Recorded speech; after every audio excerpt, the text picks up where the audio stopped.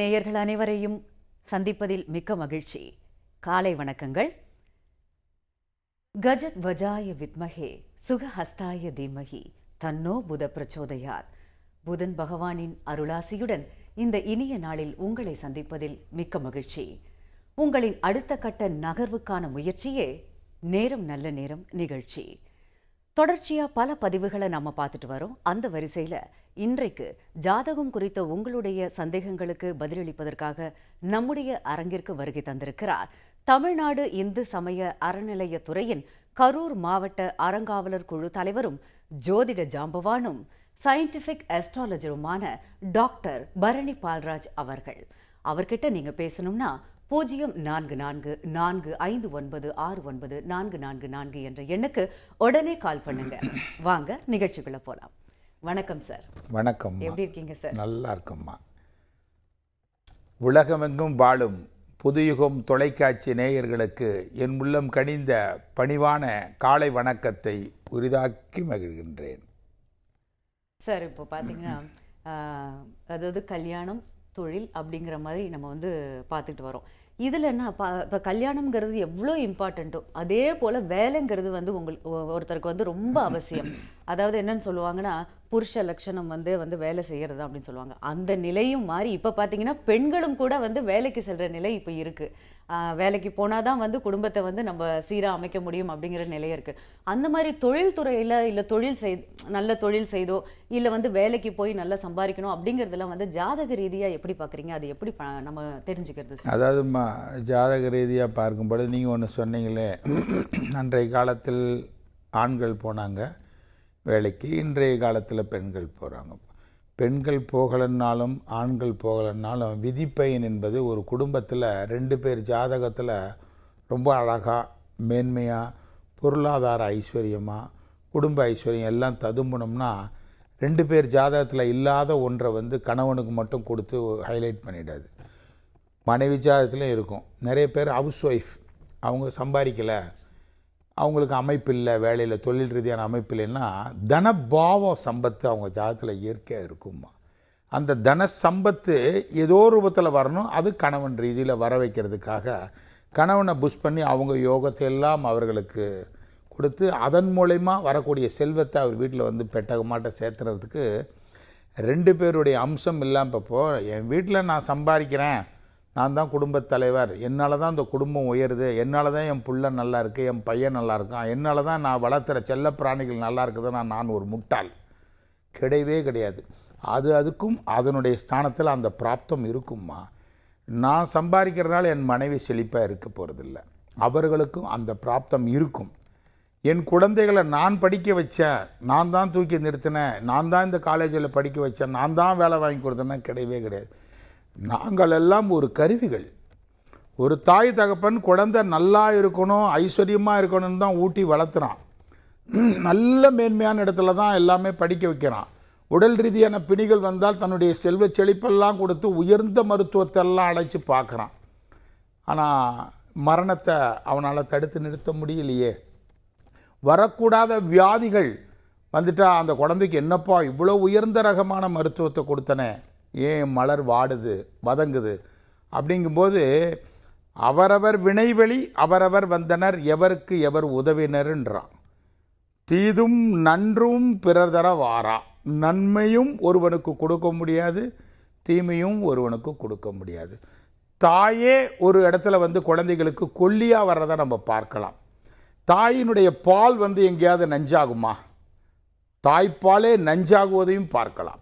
அப்போது அந்த ஜாதகத்தில் மைனஸ் இருந்துட்டால் கொடுக்குற தாய்ப்பால் நல்லதாக தான் இருக்கும், அது கொடுத்த நேரம் அது நஞ்சாக மாற வேண்டும் என்பது அந்த குழந்தைக்கு அந்த மைனஸ் அங்கே இருக்குமா.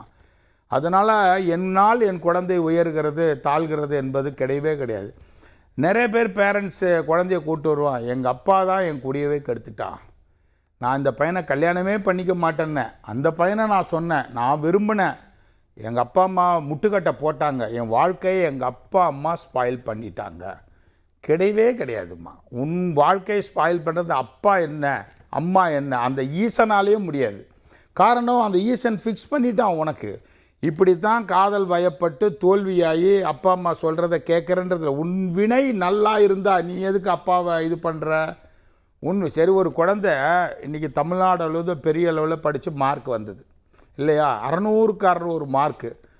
அப்போ நிறைய பேர் பேட்டியில் கேட்குறாங்க, இந்த குழந்தை நீ இன்னும்மா நல்ல டேலண்ட்டாக வந்துட்டு, அதுக்கு என்ன காரணம்? என்னுடைய தாய் தகப்பன் ஊக்குவித்தார்கள், பேராசிரியர்கள், கல்வி தாளாளர்கள், எல்லாருடைய கல்வி தாளாளர்களும் ஊக்குவிப்பாங்க, எல்லாருடைய பேரண்ட்ஸும் நல்லா தான் அந்த குழந்தைகளை படிக்க வைப்பாங்க. டீச்சிங் காரணம் என்னென்னா, ஒரு கிளாஸ் ஒரு ஸ்கூல் திடீர்னு பப்ளிஷ் ஆகணும், அந்த பிராப்தம் அந்த கல்வி தாளாளருக்கு இருக்குமா. அதே மாதிரி ஆசிரியர்கள் எல்லா கிளாஸ்லேயும் எல்லா கல்லூரியும் எல்லா ஸ்கூல்லையும் நல்லா தான் மாணவர்களை டீச் பண்ணுவாங்க. ஏன் இந்த இடத்துல பர்டிகுலராக ஒரு 600க்கு 600 ஒரு மாணவி எடுக்கிறா அப்படின்றது, இந்த இடத்துல அந்த கிளாஸ் அந்த ஸ்கூல் உயரணும், எங்கேயோ இருக்கக்கூடிய ஒரு உயரணும். அவர்கள் கல்வித்தாளர் ஓனர் இருக்காங்க பார்த்தீங்களா, அவங்க ஜாதகத்தில் அந்த யோகம் இருக்கும். அந்த டீச் பண்ணுற டீச்சர் ஜாதகத்தில் தர்ம கர்மாதிபதி யோகம் இருக்கும். இந்த டீச்சரால் அவங்க உயரணும். அதுக்கு தகுந்த மாதிரி அந்த இடத்துல அந்த மாணவியும் படிக்கும்போது நல்லா இருக்கும், அப்படியே லிஃப்ட் ஆவாங்க. அதனால் இதால் உயர்ந்தது அதால் அதுக்கும் ஃபிக்ஸ் பண்ணி ரப்பர் ஸ்டாம்பு குத்தி தான் வெளியே வரும். அதே மாதிரி ஒரு பிரின்ஸிபல் என்னை கேட்குறாரு, மாணவர்களை எப்படி சார் நாங்கள் டீச் பண்ணுறது அப்படின்னு. நீ எது வேணால் நீங்கள் கொடுக்குற ட்ரீட்மெண்ட்டை கொடுங்க, நீங்கள் கொடுக்குற டீச்சிங்கை கொடுங்க, என்ன அமைப்பு இருக்குதோ அங்கே சட்டியில் இருந்தால் தான் சார் ஆப்பையில் வரும், சட்டியே இல்லைன்னா எங்கே சார் போகிறதுன்னு நிறைய பேர் கேட்பாங்க. அப்போது ஒரு கல்வி தாளாளர் தன்னுடைய ஸ்கூலில் பார்த்திங்கன்னா 62 டீச்சர் இருக்கிறாங்கம்மா. பையன் அந்த ஓனர் அந்த பையன்தான் படிக்க வைக்கிறாங்க. தடி கொண்டு முரட்டு வாத்தியாரை வச்சு நல்ல ஊட்டி தேடும் தினமாக ஊட்டி அறிவை ஊட்ட முடியுமா? அங்கே கிடையவே கிடையாது. அவங்க பையன் படிக்கவே மாட்டாங்க. எல்லாத்துலேயும் எவ்வளோதான் இது பண்ணாலும் மைனஸில் தான் வரும்னா, அந்த கல்வி ஸ்தானத்திற்கு 4ஆம் இடத்திற்கு 6, 8ங்கிற ஒரு குற்றவியல் ஸ்தானம் வந்துட்டா நீ என்ன தான் டீச் பண்ணாலும் அது டவுனாக தான் இருக்கும். இப்போ என்ன சார் பண்ணுறது, என் பையன் படிக்க மாட்டேன்றான் சார், 7-8 ஆசிரியர்கள் வச்சு டீச் பண்ணுறேன்னா, பிரெயின்ன்றது என்ன அப்படின்னா லக்னத்திற்கு புதன், லக்னத்திற்கு 4ஆவது இடம்தான் கல்வி ஸ்தானம். அந்த கல்வி ஸ்தானத்திற்கு 6, 8, 12 டச் ஆகி புதன் செவ்வாய் கூடி இருந்துட்டாலே இவனுக்கு கல்வியில் அந்த கிரகிக்கக்கூடிய தன்மை கம்மியாக இருக்கும். ஒரு சில இடத்துல கல்வியில் டவுனாக இருக்காங்கிறதுக்காக அவங்க முட்டாள், இவன் வேலைக்கு ஆக மாட்டான், இவன் மூட்டை சுமக்க தான் லாய்க்கு, கழுத மாதிரி மூட்டை தான் சுமக்க போகிறான், இதெல்லாம் எங்கே போய் அப்படின்லாம் ஆசிரியர்கள் திட்டுறதெல்லாம் பார்க்கலாம். அப்படிப்பட்ட முட்டாள்களெல்லாம் வாழ்க்கையில் சொன்னவர்கள், முட்டாள் சொன்னவங்களாம் வாழ்க்கையில் ஜெயிச்சிட்டான். கிளாஸில் டாப்பர், ஸ்கூலில் டாப்பர், இந்த கல்லூரியில் அவார்டு வாங்கின ரிவார்டு வாங்கலாம், 10,000 ரூபா சம்பளம் இல்லாமல் தாழ்நிலைக்கு போனவர்களை பார்க்கலாம். இவன் அறிவால், ஆற்றலால், திறமையால் உயர்ந்தவன் வச்சுக்கோங்களேன். அவன் தொழிலால், சம்பத்தால், தனபாவத்தால் உயர்ந்தவன். அந்த மாதிரி ஒரு ஜாதகத்தில் ஒரு பிஸ்னஸ் பண்ணினாலோ இல்லை வேலைக்கு போனாலோ, இவன் என்னடா இது நம்ம வேலைக்கு தானே போகிறோம், நம்ம வாழ்க்கையில் எப்படி ஜெயிக்க முடியும், என்னத்தை போய் கிழிச்சிட போகிறான், 10,000 சம்பளம் 20,000 சம்பளம் கிடையாது. உன் ஜாதகத்தில் வினைப்பயன் நல்லா இருந்தால் அந்த வேலைக்கு போய் கூட அதையெல்லாம் கடந்து சீஃபாக போய் பெரிய அதிகாரிகளை உட்காடுறாங்க பார்த்தீங்களா, அதில் ஒன்று. பணத்தை தேடி நம்ம போகவே வேண்டாம்மா, பணம் நம்மளை தேடி நாடி வரணும்னு விதி உள்ளவர்களுக்கு மட்டும்தாம்மா அந்த பாக்கியம் கிடைக்கும். அந்த பிராப்தம் என்பது அந்த ஜாதக கட்டத்தில் தனபாவம், தனபாவத்திற்கு 2ஆம் இடம்தான் தனம். இந்த தனத்தோட யார் கூடணும்னா லக்னத்திற்கு லாபாதிபதி என்று சொல்லக்கூடியவன் கூடணும். முடிக்கிறோமா, அந்த லாபாதிபதி தான் லக்னத்துக்கு லாபத்தை பன்மடங்கு கொடுக்கக்கூடியவன். அப்போ அந்த தனபாவத்தோட கர்மாதிபதி என்று சொல்லக்கூடிய லக்னத்திற்கு 10 கூடிய ஜீவனாதிபதி அந்த தனத்துக்கு 9 கூடையவனாகவும், லக்னத்திற்கு 6 கூடையவன் தனபாவத்திற்கு பஞ்சமாதிபதியாக வர்றதுனால மேக்சிமம் இவர்களெல்லாம் கோயடாகவே கூடி இருந்துட்டாவே இவர்கள் இந்த பூ உலகத்தில் நிறைய லாபங்களையும் நிறைய தனபாவத்தையும் ஐஸ்வர்யங்களும். ஒரு முதல் போட்டு 100 ரூபாய்க்கு ஒரு கிளாத் எடுக்கிறாங்க, எந்த ஒரு மெட்டீரியல் எடுக்கிறாங்களோ 100 ரூபாயில் 110 ரூபா கிடைச்சா அது ஒரு லாபம் தான். ஆனால் 100 ரூபாய்க்கு எடுக்கிற பொருளை 500 ரூபாய்க்கு விற்றா அது கொள்ளை லாபம். அந்த லாபங்களும் அவர் ஜாதகத்தில் இருந்தால் மட்டும்தான் கிடைக்கும். சார், இப்போ பார்த்தீங்கன்னா எதுவுமே வந்து நம்மளால தான் நடக்குது அப்படிங்கிறது கிடையாது அப்படின்னு ஆணித்தரமாக சொன்னீங்க.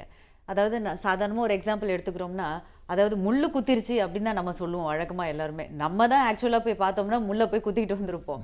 அப்படின்ற ஒரு பட்சத்தில் இது நீங்கள் சொல்கிறது பயங்கர இதுவாக கரெக்டாக தான் சார் இருக்குது இந்த விஷயத்தில். இன்னொன்று பார்த்தீங்கன்னா, கூந்தல் அப்படின்னு எடுத்துக்கிட்டோன்னு வச்சுக்கோங்க சார். பெண்களுக்கு தான் முக்கியம் அப்படிங்கிறது கிடையாது கூந்தல் வளர்ச்சி.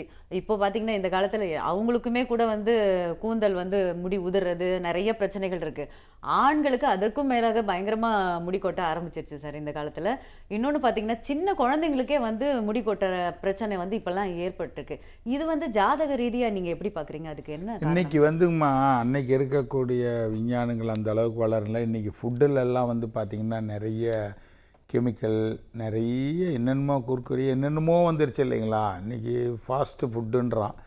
அது மாதிரி நிறைய உணவு முறைகள், அந்த கலாச்சாரங்கள் மாற மாறவே இயற்கையாகவே உடம்பில் வந்து பலவிதமான வியாதிகளும் வரத்தான் செய்யுதும்மா. அந்த அடிப்படையில் ஒரு தம்பி 2012 நினைக்கிறேன், அந்த டைமில் பார்க்க அழகாக இருப்பான் அந்த தம்பி. வருவான், ஆனால் வழுக்கு மண்டை முழுன்னு தான் இருக்கும், முடியே இருக்காது, லைட்டாக அந்த ஓரத்தில் தான் இருக்கும். அவ்வளோ பியூட்டியாக இருப்பான் அந்த பையன், ஆப்பிள் மாதிரி இருப்பான். அந்த மாதிரி இந்த பையன் வந்து என்கிட்ட ஜாதகம் பார்க்க வந்தோன்னே, சார் நான் இந்த மாதிரி முடியை வந்து அப்போ தான் வருது வெளியே அதிகமாக அது பண்ண போகிறேன்னு. நீ என்ன பண்ணாலும் தம்பி, எதுக்காக பண்ணுறேன்னா திருமணத்துக்கு பெண்கள் வந்து விரும்புகிறது இல்லையா, அப்போ முடி இருக்கணும் இல்லை எந்த அது நான் தானே தம்பி, நீ யாரை கட்டினாலும் உனக்கு முதல் வாழ்க்கை நிலைக்க போகிறது இல்லையா.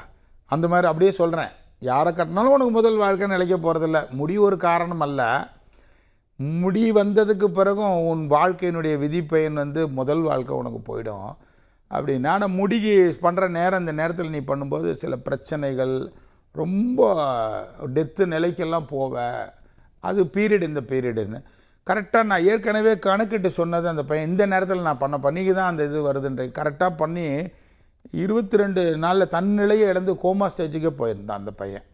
அவருக்கு அந்த ட்ரீட்மெண்ட் வந்து சூட் ஆகலை. அது எல்லாருக்கும் அப்படின்னு நம்ம சொல்லிட முடியாது. இன்றைக்கெல்லாம் நிறைய பேர்கள் முடியல, திடீர்னு பார்த்தா இந்த மாதிரி ஒன்றுமே இல்லாத இடத்துல முன்னப்பா நல்லா இருக்க பரவாயில்ல, ஆமாம் சார் இதெல்லாம் பண்ணேன்னு சொல்கிறாங்க. அந்த தம்பி வந்து கடந்த வாரத்துக்கு முந்தின வாரம் சென்னை அலுவலகத்தில் என்னை பார்க்க வர்றாரு. டே தம்பி, முடி ஜம்முன்னு இருக்குதுடா, நீங்கள் சொன்ன மாதிரியே அதே மாதிரி தான் அவர் கோமா ஸ்டேஜுக்கெலாம் போனார். அதுக்கு பிறகு 2013 என்னை பார்க்க வந்தார். மேரேஜ் மட்டும் உனக்கு ஃபஸ்ட்டு லைஃப் நிலைக்காது, இந்த டைமில் பார்க்கும் பொழுது மட்டும் நீ என்னை பார்க்கவா அப்படின்னு.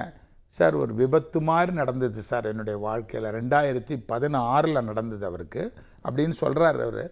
என்னுடைய அப்பாவும் அந்த தம்பியும் வர்றாரு. பார்த்த உடனே இந்த லக்னத்துக்கு இந்த மாதிரி பேட்டர்ன் இருந்தால் இப்படி தான் நடக்கும், அதுக்கு முடி ஒரு காரணம் இல்லை பார்த்தியா, உனக்கு செகண்ட் லைஃப் பெட்டர் லைஃபு 2023 தான் உனக்கு நடக்கும் அந்த டைம். அதுவும் அந்த காலத்தில் கணக்கிட்டு கொடுது. அதே மாதிரி 2023 2வது லைஃப் அந்த தம்பிக்கு அமைஞ்சது. வேலை போகும் அந்த டைமில், என்ன நீ பார்க்கவா, 2023 வேலை போகும் என்ன அதே தான். அவங்க அப்பாவுக்கும் வேலை போச்சு, பையனுக்கும் வேலை போச்சு. அப்பா வந்து ரிட்டையர்டு ஆகிட்டார் அவரை ஸ்டேஜில், அந்த தம்பியோடைய அமைப்பு. அப்போது ஒரு ஜாதகத்தில் முடி வந்து நல்ல நிறையா இருக்கணும், நல்ல கர்லிங் யார் பியூட்டியாக, ஆள் பார்க்க மிதமாக தான் மீடியமாக இருப்பாங்க, ஆனால் முடி பார்த்திங்கன்னா ரொம்ப அழகாக அமைஞ்சிருக்கும். ஒரு பெண்களாக இருந்தாலும் நிறைய நீண்ட நேர கூந்தல்கள்லாம் இருக்கிறதெல்லாம் பார்க்கலான்னா, லக்னத்தில் சுக்கிரன் இல்லைன்னா லக்னத்திற்கு 7ஆம் பாவத்தில் சுக்கிரன் இருந்து நேரடியாக பார்த்துட்டாலே மேக்சிமம் அவங்களுக்கு ஹேர் ஸ்டைலில் ரொம்ப நல்லா இருக்குமா. சுக்கிரன் நல்ல வெளுத்தவர்களுக்கு கருமை நிற கூந்தலுக்கு அதிதேவதை யாருன்னு கேட்டால் சுக்கிரனே. அதுதான் முடிக்கு அழகுக்கு சுக்கிரன் எல்லாரும் எடுப்பாங்க, கிடையவே கிடையாது. அழகுக்கு ஒரு அணிகள் மாதிரி இது வந்து முடி. அழகுக்கு பியூட்டியான அழகை ரொம்ப அழகாக ஆண் பெண் இருக்காங்கன்னா கேது ப்ளஸ் ராகு. இந்த ராகு ஒரு ஜாதத்தில் லக்னத்தில் தனித்த அம்சத்திலிருந்து லக்னாதிபதியும் நல்லா இருக்கணும், இருந்தாவே ரொம்ப அழகாக இருப்பாங்க. அவங்கள பார்த்தாவே ஒரு சந்தோஷம் இருக்கும், அவ்வளோ அழகாக ரசிக்கக்கூடிய ஒரு தன்மை. ஆணாக இருந்தாலும் பெண்ணாக இருந்தாலும் அழகுக்கு 2 பிளானட் யாருன்னா ராகு கேது. என்னுடைய ஆராய்ச்சியில் அனுபவத்தில் கண்டுபிடித்த உண்மை. நிறைய பேர் சுக்கிரனை சொல்லுவாங்க, சந்திரனை சொல்லுவாங்க, அப்படி இல்லை. அப்போ லக்னத்தில் 6 குடையவன் தலையில் அமர்ந்தால் எவ்வளோ நிற கூந்தல்கள் இருந்தாலும் கரெக்டாக அந்த 3 வருஷத்தில் உன் முடியெல்லாம் கொட்டிடுமா, இந்த டைமில் முடியே இருக்காதுமா, இவ்வளோ நிற கூந்தல், இன்னுங்க என் உயிர் போனாலும் போகும், என் முடியை நான் வெட்ட மாட்டேன், இதையும் சொல்லலாம் தாராளமாக. அப்போ பார்த்தீங்கன்னா கரெக்டாக அந்த டைம் வருது. அந்த 6 குடையன் தலையிலேருந்து அஷ்டமாதிபதி அந்த மைனஸ் பாயிண்ட் பார்க்கும் பொழுது இவங்க என்ன பண்ணுறாங்கன்னா, நிறைய பேர் வந்து ஸ்டைலாக ஹேர் ஸ்டைல் மாத்திரன்ற பேரில் முடியை போய் துண்டை வெட்டிடுறது. நிறைய கூந்தல் நீ வெட்டுவ, நீ அப்போ பார்க்கலாம், அப்படியே வெட்டியெல்லாம் ஷார்ட்டாக ஹேர் ஆக்கிடும், இன்னொன்னுமா நீட்னஸ் பண்ணுறாங்க, ஸ்ட்ரைட்னிங் இன்னொன்னுமா சொல்கிறாங்கல்ல, அதெல்லாம் அந்த மாதிரி அமைப்பு நல்லா இருந்தவங்களுக்கு போகிறதும் உண்டு. அதனால் நிறைய பேருடைய அமைப்பில் எனக்கு தெரிஞ்ச ஒரு அன்பர் வந்து வாழ்க்கையில் 56 வருஷமாக சோப்பு போட்டு தாம்மா குளிப்பார், ஷாம்புங்கிற வாடையே கிடையாது. ஆனால் முடி பார்த்திங்கன்னா சும்மா பந்து மாதிரி அழகாக ஜம்முன்னு இருக்கும். ஆனால் காரணம் வந்து அவர் ஜாதகத்தில் இயற்கையாக அந்த ஃபண்டமெண்டல் தான். தலைக்கு தேங்காய் எண்ணெயே வச்சது இல்லைங்களா, 50 வருஷமாக தேங்காய் எண்ணெய் அவருக்கு நினைவு தெரியாத காலத்தில் தாய் தோப்பன் வச்சா. அதுக்கு பிறகு அவர் இன்றைக்கும் ஹேர் வந்து அவ்வளோ பியூட்டியாக இருக்கிறதுக்கு கிரக அமைப்பு அது பிறக்கும் பொழுது வாங்கி வரணுமா. அதனால் அழகாக இருக்கிறது, முடி நிறையா இருக்கிறது, இந்த குட்டையாக இருக்கிறது, நெட்டையாக இருக்கிறது, சிகப்பாக இருக்கிறது, கருப்பாக இருக்கிறது, கருப்புலேயும் ஒரு கலைகள் இருக்கத்தானமாக செய்யும். எல்லாத்தையுமே கிரக அடைவுகள் அது ஃபிக்ஸ் பண்ணி தான் பிறக்கிறது. அதுதான் ஒரு ஜாதகத்தில் லக்னாதிபதி நல்ல ஸ்திரத்தன்மையோடு இருந்து லக்னத்திற்கு பஞ்சம பாக்கியாதிபதிகள் கூடியிருந்தாவே அவங்க இயற்கையாக செழுமையாக இருக்கும். அந்த உயிர் தொட்டதெல்லாம் அவர்களுக்கு தாயமாக இருக்கும். சாதாரண ஒரு மெடிசன் போடுவாங்க, அதன் மூலயமா எனக்கு இதன் மூலயமா கிடைச்சதுன்றவாங்க. ஆனால் அதே மெடிசனை அவங்க இன்னொருத்தருக்கு சொல்லுவாங்க, அது வந்து அவங்களுக்கு பழிக்கவே பழிக்காது. நான் கோயிலுக்கே போக மாட்டேன், இந்த கோயிலுக்கு போனேயா என் குழந்தைக்கு கல்யாணம் நடந்தது, இந்த கோயிலுக்கு போனால் எனக்கு புள்ள வரம் கிடச்சிது, இந்த கோயிலுக்கு போனேன் இவன், அதே மாதிரி அவங்களும் அதே கோயிலுக்கு போவாங்க. அவங்களுக்கு அந்த பிராப்தங்கள் இருக்காது. ஒரு கோயிலில் வந்து ஸ்தலத்தில் பார்த்திங்கன்னா கோயில் சின்னதாக இருக்கும்மா, ஆனால் பக்தர்கள் நிறைந்து வருவார்கள். கோயில் சின்னதாக இருக்கும், நிறைய வருமானங்கள் அந்த கோயிலுக்கு ஈட்டும். காரணம் என்னென்னா, அந்த கோயிலுடைய மண்ணும் அந்த கோயிலில் இருக்கக்கூடிய சிலையும் அந்த கோயிலை கூட அர்ச்சனை பண்ணக்கூடிய அந்த குருக்களும் மிகப்பெரிய பாக்கியவானாக இருப்பாங்க. அந்த பாக்கியவானுடைய சிலை, அந்த சிற்பங்கள் செதுக்கக்கூடிய இடத்துல கூட அந்த பாறைகள்லேருந்து வரக்கூடிய அந்த தன்மைகள் கூட யோகமாக மாறி நிற்கும். அந்த இடத்துல சின்னதாக ஒரு கோயில் அமைச்சு சின்னதாக குடிசை கட்டி அழகாக அது வரும் பொழுது இந்த இடத்துக்கு போகும்போதெல்லாம் அந்த ஐஸ்வர்யங்கள் கிடைக்கும். ஒரு 100 பேர் போவாங்க, 100 பேரில் 70-80 பேர்களுக்கு நல்லது கிடைச்சிரும். கிடைச்ச உடனே இதை தான் நான் பண்ணுறேன்ப்பா, இதை தான் நான் காணிக்கையாக அந்த கோயிலுக்கு கொடுக்குறேன், வைரத்தை சாத்துறேன், தங்கத்தை போடுறேம்மா. கரெக்டாக போடும்போது எங்கெங்கேயோ இருந்து வந்து வெளிநாட்டில் இருக்கிறாங்க, ஏப்பா இந்த ஊரில் இந்த கோயில் முடிக்கிறோம்மா, இந்த கோயில் இருக்குன்றாங்களே, இந்த கோயிலுக்கு போனால் நல்லது. ஆமாப்பா நான் போனால் எனக்கு கிடச்சதுன்னா அதே மாதிரி நடக்கணும்னா அந்த புண்ணிய பூமிகளும் அந்த புண்ணிய உள்ளே இருக்கக்கூடிய கருவறையில் இருக்கக்கூடிய அந்த சிலைக்கும் அந்த உன்னதமான ஐஸ்வர்யம் கிடைக்கும். கோயில் பெருசாக இருக்கும், கோயில் சிலைகளும் இருக்கும், ஆனால் பக்தர்கள் கூட்டம் நிரம்பி வழியவே வழியாது. அதற்கும் அந்த இறைவனுக்கும் அந்த இடத்துல கோயிலுக்கும் தர்ம கர்மாதிபதி யோகம் வரும் பொழுது சிறந்த யோகம் இருக்கும். அதே மாதிரி கோயிலுக்கு இடர்பாடு 6, 8, 12 குற்றவியல் வரும் பொழுது அந்த கோயிலையே அந்த ஊர் மக்களே சேர்ந்து பிரச்சனை காரணமாக பூட்டிட்டு 16 வருஷம் பூட்டியே கிடைக்குதுப்பான்றாங்கல்ல, அதுவும் கோயிலில் இருக்கக்கூடிய அமைப்பையும் நம்ம பார்க்கலாம். அருமை சார், தொடர்ந்து பேசுவோம் சார். நிகழ்ச்சியின் முதல் காலர்கிட்ட பேசலாம் சார். வணக்கம், நேரம் நல்ல நேரம். யார் பேசுறீங்க? ஹலோ, நாங்கள் சேலம் பக்கத்துல இருந்து பேசுறோங்க சார். உங்க பேர் என்னங்க? செல்வி. செல்வி, என்னம்மா கேள்வி கேட்க போறீங்க? என்ன ராசி, யாருக்காக கேட்க போறீங்க? என் பொண்ணுக்காக கேட்கறேங்க மேடம். அவங்க பேரு, ராசி, நட்சத்திரம், லக்னம் எல்லாம் சொல்லுங்க. பேரு ஹரிணி, லக்னம் விருச்சிக லக்னம், ராசி மிதுனம், புனர்பூசம் 2வது பாதம். சூப்பர்மா, என்ன கேள்விமா கேட்க போறீங்க சார் கிட்ட? மேரேஜ் டிலே ஆயிட்டே இருக்கு, அவளுக்கு 7ல செவ்வாய் சுக்கிரன் இருக்குது, அதனால டிலே ஆகுதா என்னன்னு கேட்கறதுக்காக தான் சார். கண்டிப்பா நல்ல ஆலோசனை கிடைக்கும், சார் கிட்ட பேசுங்க. அம்மா வணக்கம்மா. உங்கள் குழந்தை வந்து விருச்சக லக்னம்னு சொன்னீங்க, ராசி வந்து மிதுன ராசி, புனர்பூச நட்சத்திரங்களா?